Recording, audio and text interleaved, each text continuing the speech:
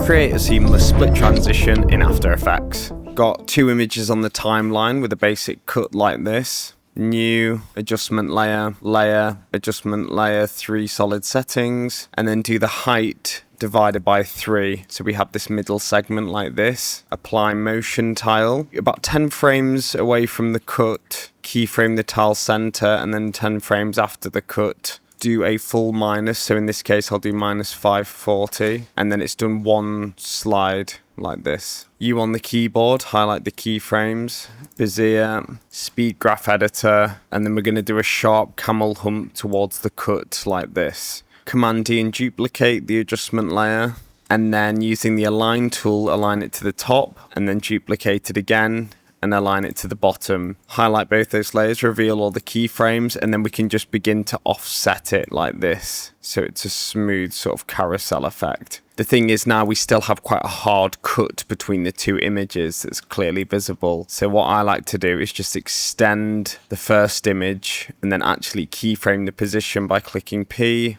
stopwatch, moving over, and then actually sliding the image out and across like this. And voila, there we have it. Seamless split transition. If you found this tutorial helpful, then subscribe to Astrella for daily After Effects.